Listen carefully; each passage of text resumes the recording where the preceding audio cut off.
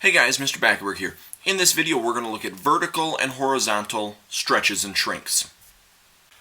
To look at doing a stretch or a shrink for the graph of our function, we're going to break this down into two separate pieces. We're going to look at horizontal stretches and shrinks, but then we're also going to look at vertical stretches or shrinks. So we're going to start by talking about horizontal stretches and shrinks.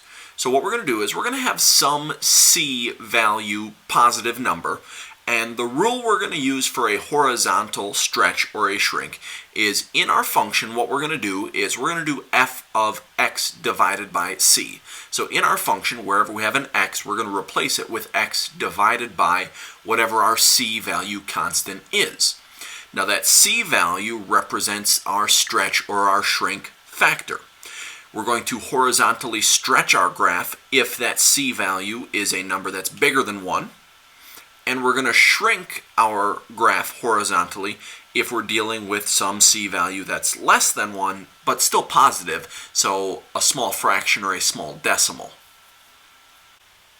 So we're going to look at performing some horizontal stretches or shrinks to a function and look at how that affects the picture of the graph.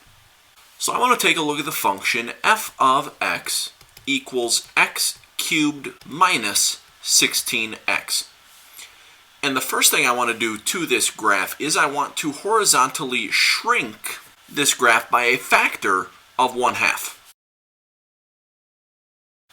So to perform a horizontal change, what we're going to do is we're going to do f of x divided by our c value. And in this case, we're dealing with a factor of 1/2, so we're going to divide by 1/2. Now we should recognize that dividing by a half might be a little tricky, so instead what we're going to do is multiply by the reciprocal. So having x divided by a half is really the same as 2x. So what this means we're going to do in our function is everywhere we see an x, we're going to replace it with a 2x. So to start off with, we have this x cubed, but I need to replace that with a 2x, and I keep my cubed power on there, minus 16 times my 2x. Now if I cube 2x in here, 2 cubed is 8, and if I cube the x, I get x cubed. And on the end, if I take my negative 16 times my 2x, I get negative 32x.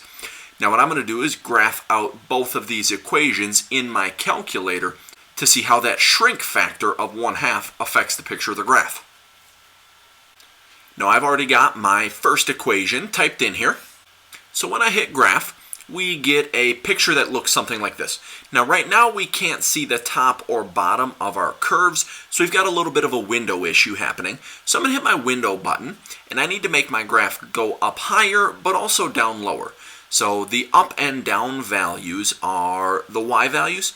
So I'm going to make this graph taller by making my y minimum go down to negative 30. And I'm going to make my y maximum go up to positive 30. So it's going to make our graph's y-axis taller. So now we can see the top of our curve and also the bottom of our other curve. Now I'm going to hit my y equals and type in my other equation. And then when I hit graph, we should notice that the red graph looks very, very similar to the blue graph, but it's narrower. And that should make sense because we were horizontally shrinking our graph. We were bringing the sides of our graph in closer together by a factor of 1/2. So this red graph is exactly half as wide as our blue graph.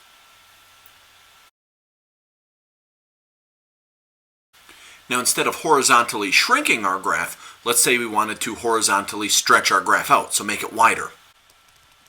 And let's say we wanted to stretch it out by a factor of 2. Then what we would need to do is we would need to do f of x divided by 2, since we want to make this graph twice as wide. So what I'm going to do in my function is everywhere I see an x, I need to plug in this x over 2. So we're going to get x over 2 cubed minus 16 times x over 2. Now when we cube a fraction, we're going to cube the top and the bottom. So x cubed is just x cubed, and 2 cubed is going to be 8 on the bottom there. Now minus, when I take 16 times this x over 2, I'm going to get 16x divided by 2, but that's going to reduce down to just 8x. And now what I'm going to do is graph out this new equation in comparison to my old equation and see how that affects the picture of the graph. So I have both of my equations typed into my calculator. When I hit graph, I'm going to get a picture that looks something like this. So our blue graph was that original graph before we made any changes, and this red graph should be stretched out by a factor of 2. So our red graph is twice as wide as our blue graph. Now we also need to talk about vertical stretches and shrinks, so making the graph of a function taller or shorter. So again, we're going to let c be some positive real number. What we're going to do this time is, instead of dividing by our x by that c value, what we're actually going to do is multiply the entire function by that stretch or that shrink factor. So we're going to stretch our graph vertically if we multiply the entire function by some c value that's bigger than 1, but we're going to vertically shrink our graph by a c value factor if we're multiplying by something that's less than 1 but still positive, so a small fraction or a small decimal. So let's use that same exact function that we were talking about before, f of x equals x cubed minus 16x, and let's say I wanted to do a vertical shrink by a factor of 1/2. Then what I need to do is I need to multiply my entire function by that c value. So in here we're going to take 1/2 times our entire f of x function.